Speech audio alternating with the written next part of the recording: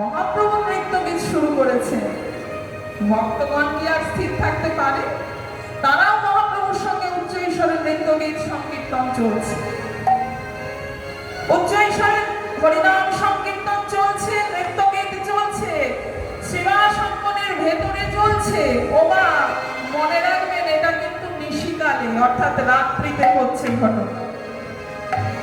অন্তরঙ্গ ভক্তবৃন্দদের সঙ্গে নিয়ে প্রভু নৃত্যগীত হরিনাম সংকীর্তন করছে সেবাসঙ্গনের ভেতরে। শ্রোতা কিন্তু কেউ নেই সেখানে, সবাই গৌর সুন্দরের সঙ্গে সংকীর্তনে যোগদান করেছে, সবাই শুনছেন, সবাই গাইছেন, সবাই গাইছে।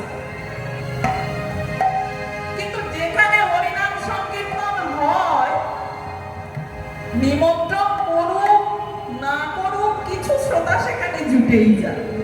জুটে নেওয়া ওমা, হরিনাম সংকীর্তন যতই দরজা বন্ধ করে করুক না কেন, যদি কেউ উচ্চ ঈশ্বরে করে, কিছু শ্রোতা জুটে যায় না আশেপাশ থেকে? একবারে খালি কি থাকে? থাকে না তো। তা মহাপ্রভুর ওই সংকীর্তনে কিছু শ্রোতা প্রভু না চাইতেই জুটে গিয়েছে। ভেতরে তো ঢুকতে পারেনি, বাইরে সেবাসঙ্গনের বহির দরজার বাইরে তারা দাঁড়িয়ে আছে। তারা কে? না, তারা নবদ্বীপের ব্রাহ্মণ পণ্ডিত সমাজ। ন্যায়রত্ন, তর্করত্ন, তর্কলঙ্কা, তর্কবাগীশ, বিদ্যাবাচস্পতি, তর্ক বুড়বুড়ি, এইগুলো নাম নয় মা, উপাধি, পাণ্ডিত্যের উপাধি। সব একটা মস্ত বড় পণ্ডিত, সংস্কৃতের মস্ত বড় পণ্ডিত। নবদ্বীপের অগ্রগণ্য পণ্ডিত সমাজ, যাদের প্রচুর প্রচুর শিষ্য রয়েছে, ছাত্র রয়েছে, নিজস্ব টোল রয়েছে। প্রত্যেকদিন ছাত্ররা আসে তাদের কাছে সংস্কৃত শিক্ষা করতে। দিনের বেলায় আসতে পারেনি, রাত্রে বেলায় এসেছেন সেবাসঙ্গনের বাইরে।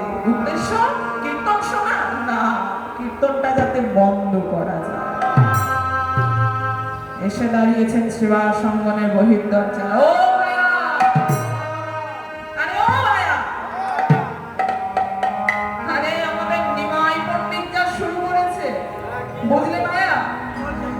হে, কিছুদিন পরে আমাদের তো আর নবদ্বীপ বাস করা পড়বে না। কি হলো আবার? তুমি নিজে অনুভব করতে পারছো না কি হলো? আরে কিছুদিন পরে আমাদের তো লোটা কম্বল সব গুটিয়ে একেবারে স্ত্রী পুত্র সঙ্গে বাড়িঘর ছেড়ে নবদ্বীপ ছেড়ে চলে যেতে হবে।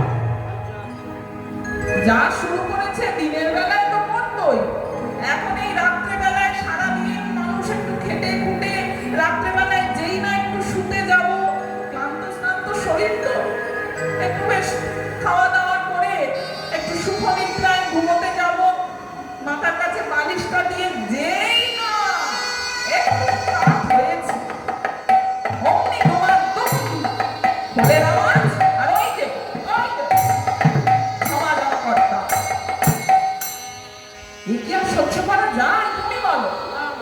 ও না না, তুমি বলো, সহ্য করা যায়? জীবনে বন্ধ করা যায় বলো তো? এর কি একটা কোনো বিহিত করা যায় না, যাতে ওরা আর এই হরিনাম সংকীর্তন এই রাত্রেবেলায় জোরে জোরে চিৎকার করে কানে পাতা, ও বাবা, বন্ধ করবে? কি করে বন্ধ করবে? ও তো দরজা বন্ধ করে করে। ভেতরে তো কাউকে ঢোকার অনুমতি নেয়নি, একেবারে ভেতর থেকে খিল আসা, বন্ধ করবে কি করে গো? বলে, শোনো শোনো ভাইয়া, ও ভাইয়া, আমার মাথায় একটা যুক্তি এসেছে, বলি বলি যাতে জন্মের মতো বন্ধ হয়ে যায়। বলি না, বলছিলাম কি রাত্রেবেলায় দরজা বন্ধ থাকবে, কিন্তু বেটাদের সকাল হলে তো বেরোতে হবে, বেরোতে তো হবে। আমি ভেবেছি কি একটা মোটা বেশ বাঁশের লাঠি নিয়ে দরজার আড়ালে দাঁড়িয়ে থাকবো, দাঁড়িয়ে থাকবো। সকাল বেলা হলে যেই না ওই পালের গোদা নিমার দরজাটা খুলে বেরোবে না, কোনো কথা না, একেবারে ঝপাঝপ, একেবারে ঘাড়ে দরজা। কি কেমন বুদ্ধি? ভালো না? ভালো না?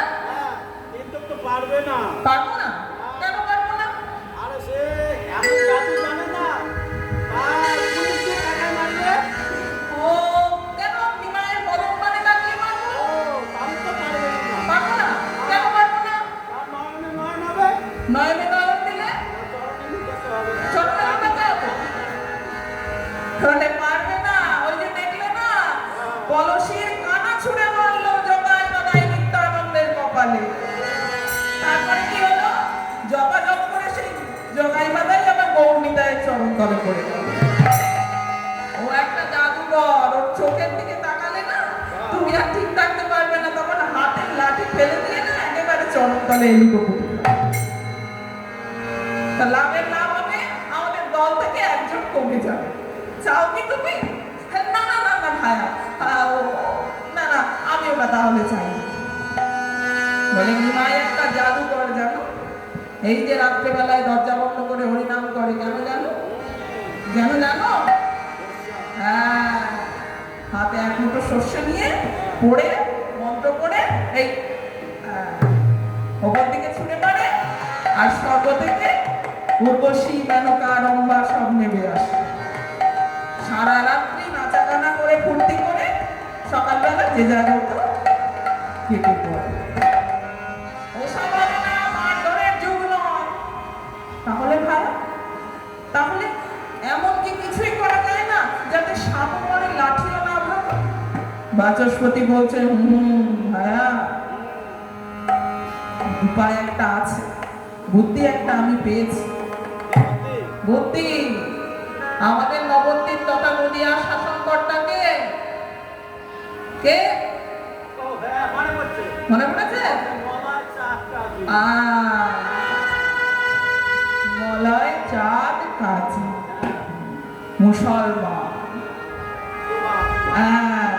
আর মুসলমান যে হয় তার একটু হিন্দু বিদ্বেষে একটু যদি সুশুরি দেওয়া যায় তাহলে আমরা হচ্ছে ব্রাহ্মণ, সমাজের অগ্রগণ্য, আর আমরাই যদি গিয়ে বলি এই যে নিমাইয়ের জন্য আমাদের অসুবিধা হচ্ছে, আমাদের নবদ্বীপ ছাড়তে হবে, তাহলে কেমন হবে?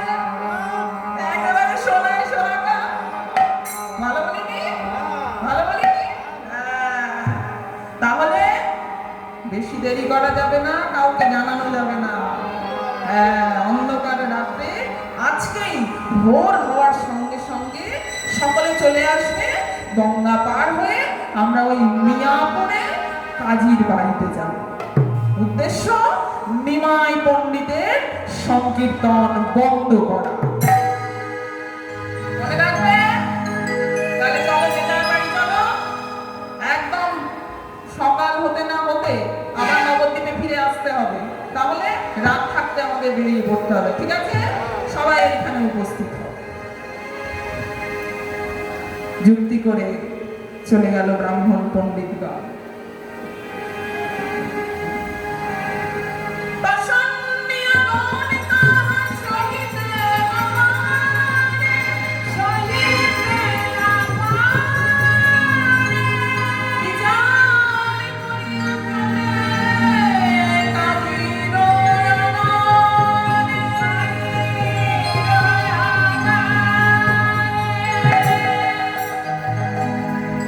নিশিকাল থাকতে তখনও সূর্যের আলো ফোটেনি না, অন্ধকার। চাঁদ কাজীর দরজায়, চাঁদ কাজীর প্রাসাদে যাওয়ার জন্য ব্রাহ্মণ পণ্ডিতগণ সকলে মিলে বেরিয়েছে, একেবারে ধুতি কাপড়ে।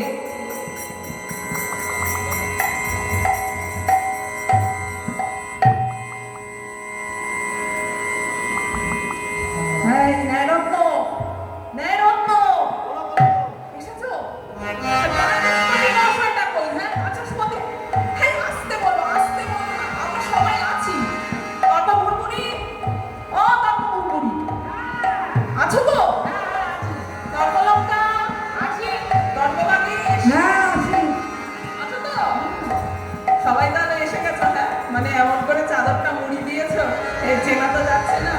ঠিক আছে, চলো আমরা যাই। কৃষিতে পণ্ডিতগণ সব ধুতি কাপড়ে বলন আবৃত করে উপস্থিত হলে কোথায় না সেই মিয়াপুর চাঁদ কাজীর প্রাসাদ।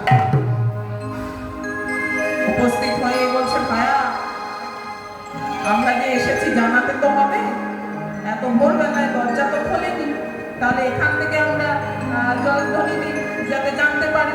সবাই মিলে বলো, এবার উচ্চস্বরে বলো, জয় চাঁদগানির জয়, জয় চাঁদগানির জয়, জয় চাঁদগানির জয়, জয় চাঁদগানির জয়। অতি প্রাতঃকালে কি করছিলেন চাঁদগাজি? সবে মাত্র মসজিদ থেকে নামাজ পাঠ করে বেরিয়েছে। বলে, কি রে বাবা, এত সকালবেলায় বহির দরজায় কে যেন আমার নামে, কারা যেন আমার নামে গালি দিচ্ছে, তো অনেক গলা।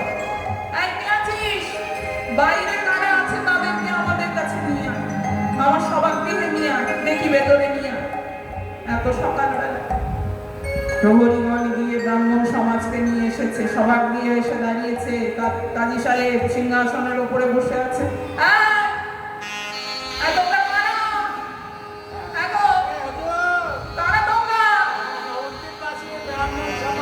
নবদ্বীপবাসী ব্রাহ্মণ সমাজ, এই অবস্থা কেন? মুখে মুড়ি দিয়েছে না? দেখি চাদরটা খোলো, চাদরটা খোলো, দেখি দেখি। ও বাবা, এ তো দেখি নবদ্বীপের সব অগ্রগণ্য পণ্ডিত সমাজ। হ্যাঁ হুজুর, এই যে আমি বাচস্পতি ন্যায়রত্ন, ওই যে বিজ্ঞানরত্ন, ওই যে তর্করত্না, তুমি কে গো?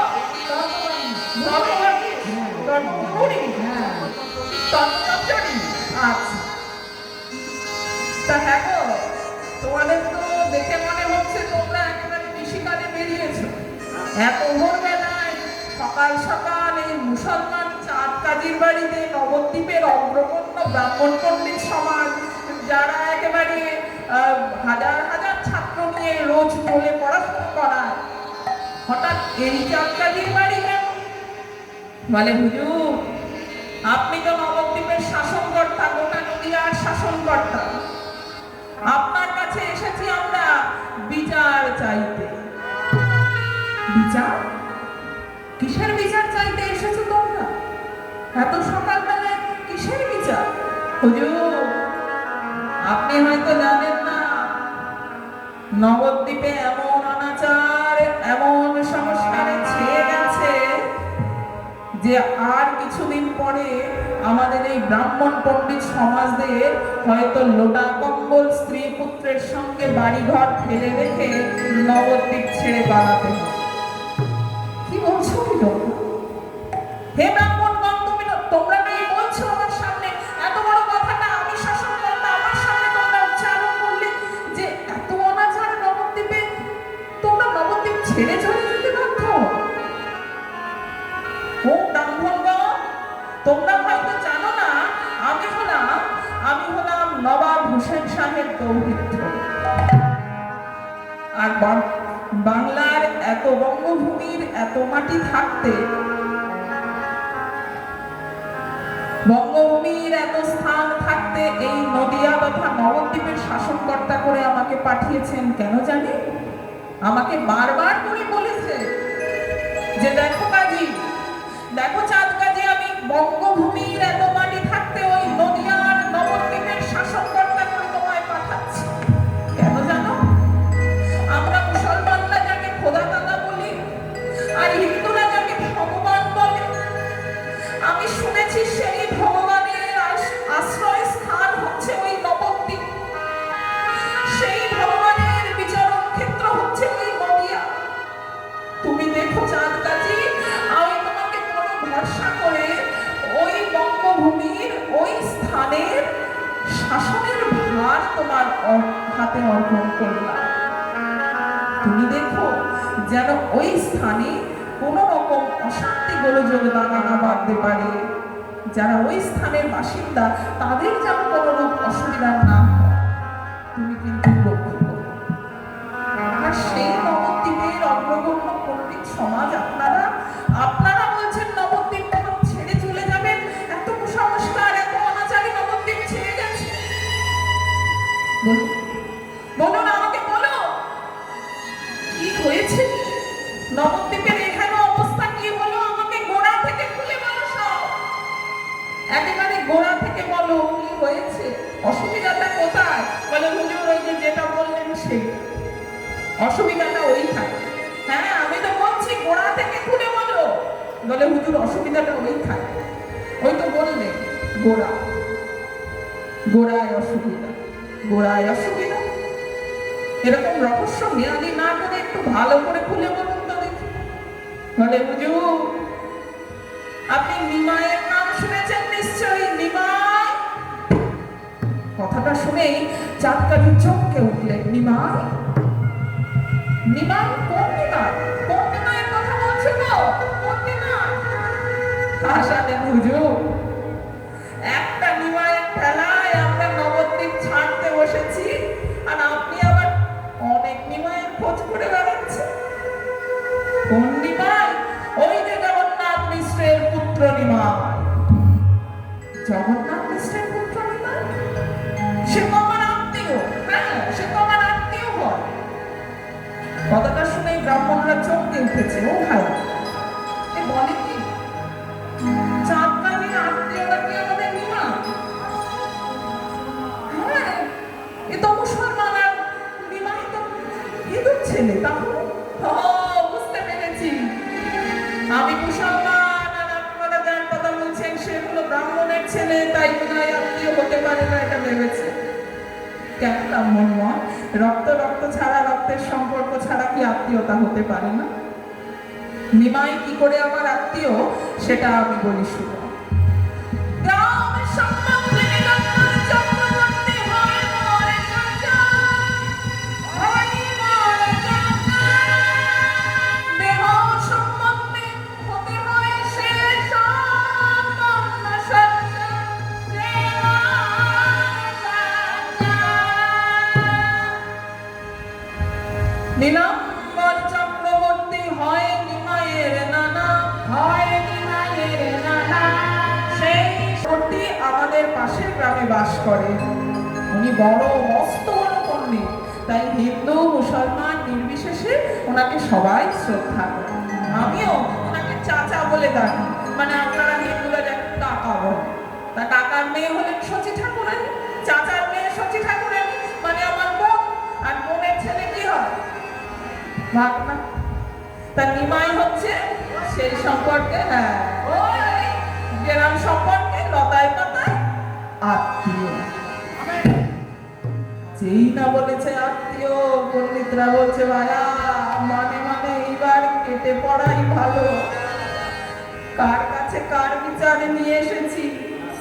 কথাই বলে না, মামা ভাগ্নে যেখানে বিপদ নাই সেখানে। আর আমরা মামার কাছে ভাগ্নের বিচার চাইতে এসেছি। হ্যাঁ, যদি জানতে একবার পারে না, একেবারে আমাদের মানে মানে এখন তাড়াতাড়ি। কি ব্রাহ্মণগণ আপনারা চুপ করে রইলেন যে? পরস্পরের মধ্যে কথা বলছেন কি? নিমাই বলুন, কি বলতে এসেছিলেন নিমাই? ওই তো, ওই তো, হ্যাঁ খুব ভালো, খুব ভালো ছেলে, একদম নাচে গান, দারুণ সুন্দর। নিমাইয়ের মতো ছেলে হয় না, খুব ভালো। নিমাই কত সুন্দর গায়, কত সুন্দর নাচে, আহা, আর রূপের তো তুলনা হয় না। মানে সেই কথাটাই আপনাকে জানাতে এসেছিলাম। তাহলে আমরা আসি, অনেকক্ষণ হয়ে গিয়েছে, এবার আমাদের বাড়ি ফিরতে হবে। বাড়ির লোক আবার চিন্তা করছে তো। আসি তাহলে হুজুর, আপনার জয় হোক, আপনার ভাগ্নেরও জয় হোক। জয় নিমাইয়ের জয়, জয় নিমাইয়ের জয়। তাহলে আসি। এই দাঁড়ান দাঁড়ান দাঁড়ান দাঁড়ান। ও ব্রাহ্মণগণ, এই কিছুক্ষণ আগে আপনারা বললেন বিচার চাইতে এসেছি, তারপরে নিমাইয়ের কথা তুললেন, বললেন ওইখানেই অসুবিধা, আর এখন ওই নিমাইয়ের নামে জয়ধ্বনি দিয়ে আপনারা চলে যাচ্ছেন। কি ব্যাপার বলুন তো? কি কথা আমাকে বলতে চাইছেন না আপনারা একটু খুলে বলুন তো। না না হুজুর, কি আর বলবো, মানে এত সুনাম নিমাইয়ের, সেইটা আপনাকে জানাতে এসেছিলাম। তাহলে আমরা আসি, আজ আসি। হ্যাঁ, পরে আবার দেখা হবে। ব্রাহ্মণগণ চলে যাচ্ছেন। পেছন থেকে কাজী ডেকে বললেন দাঁড়া, ও ব্রাহ্মণগণ দাঁড়ান দাঁড়ান। চলে তো যাবেনি, তা এত নিশিকালে আপনারা বেরিয়েছেন, এখন তো সকাল হতে চললো, সকাল হয়েও গেছে, নিশ্চয়ই কিছু খাওয়া দাওয়া করে আসেন। তা আমার বাড়ি যখন এসেছেন, চলেই যখন যাবেন, তা একটু ওই নাস্তা পানি নাস্তা পানি কিছু ব্যবস্থা করে, নাস্তা পানিটা করে তবে যাবে। কি সকাল তো হয়েই গেছে, একটু নাস্তা পানি করে না। হ্যাঁ, সর্বনাশ। ব্রাহ্মণগণ মনে মনে ভাবছে, খেয়েছে রে। বলে কি, আমরা হলাম জাতিতে ব্রাহ্মণ, বর্ণশ্রেষ্ঠ। আমরা কিনা ওই ব্রাহ্মণ ছাড়া অন্য কোনো জাতের হাতে অন্ন গ্রহণই করি না। আর এই মুসলমান এ কিনা বলে আমাদের নাস্তা পানি করাবে। ওরা কি বলবো, বলে দেখো মুখের উপরে তো বলা যায় না আপনি মুসলমান, আপনার হাতে কিছু নেবো না, জল পর্যন্ত স্পর্শ করবো না, সেটা বলতে একটু খারাপ দেখায়, একটু ঘুরিয়ে বলা হোক। আসলে কি জানে হুজুর, আমরা তো নিশিকালে বেরিয়েছি, আমরা হলাম শুদ্ধ ব্রাহ্মণ, আমরা গায়ত্রী মন্ত্র জপ না করে জল স্পর্শ করি না।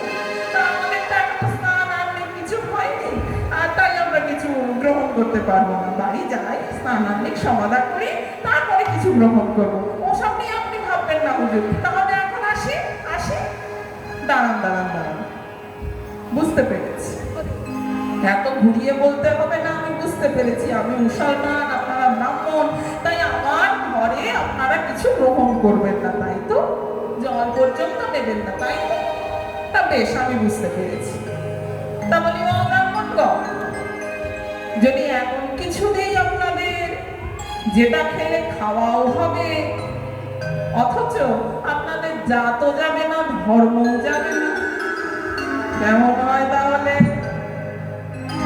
ভায়া বলে কি, এমন কিছু আছে নাকি গো যেটা খেলে খাওয়াও হবে, অথচ জাতও যাবে না, ধর্মও যাবে না? কি গো আছে? জানো নাকি? আছে আছে আছে। হ্যাঁ বলো তো, ওই যে কি আছে? গোটা গোটা। হ্যাঁ, গোটা কি? ফল। গোটা ফল।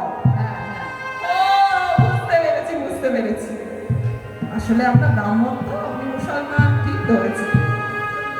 ওনার হাতে কিছু নেব না, তাই হয়তো উনি কিছু ভালো ভালো গোটা ফল আমাদের দিয়ে দেবেন, যাতে আমরা বাড়িতে গিয়ে। হ্যাঁ, আরে গোটা ফলে দোষ কি? ও হিন্দু কি আর মুসলমান, গোটা ফলে কোনো দোষ নেই। হ্যাঁ হ্যাঁ, দামি দামি যত ফল আছে, হ্যাঁ হুজুর দেবে বলে কথা, দামি ফলই দেবে, নিয়ে নাও নিয়ে নাও। কি বলো? ফিরে যাওয়ার কালে গঙ্গায় একটু দৌড় করে নেবো, সব শুদ্ধ হবে। কি ব্রাহ্মণরা নেবেন তো? যদি এমন কিছু নেই? হ্যাঁ হ্যাঁ হ্যাঁ, নেবেন তো? ঠিক আছে ঠিক আছে। ব্রাহ্মণগণ বললেন, বেশ, এমন যদি কিছু থাকে হুজুর আমরা তাহলে স্বীকার করবো। বললেন, বেশ, তাহলে এই স্থানে দাঁড়ান, আমি সেটা আনানোর ব্যবস্থা করছি। এই কে আছিস, আমার চাবুকটা নিয়ে আয় না। একজন পেয়াদা ছুটে গিয়ে বড় একখানি চাবুক নিয়ে এসে কাজীর হাতে তুলে দিল। এবার চাবুক হাতে দেখে ব্রাহ্মণগণদের তো একেবারে, ভায়া ভালোই তো ছিলাম নবদ্বীপে, এখানে কেন এলাম?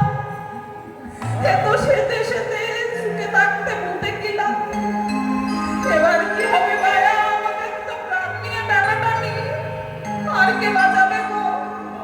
আর নবদ্বীপে যদি সংবাদ পায় আমরা নিমাইয়ের নামে ওই নালিশ করতে এসেছি, তাহলে ওখানেও তো আস্ত রাখবে না গো, কি করবো? ভয়ে ভীত সন্ত্রস্ত ব্রাহ্মণগণ চারটারি সামনে দাঁড়িয়ে বললেন, শুনুন ব্রাহ্মণগণ, এই যে চাবুকটা দেখছেন, এই চাবুকে আপনাদের মারবো না তখনই যখন আপনারা সত্যি কথাটা, যে কথাটা আমার কাছে বলবেন বলে ছুটে এসেছে, সেই কথাটা আপনারা আমার কাছে বলবেন।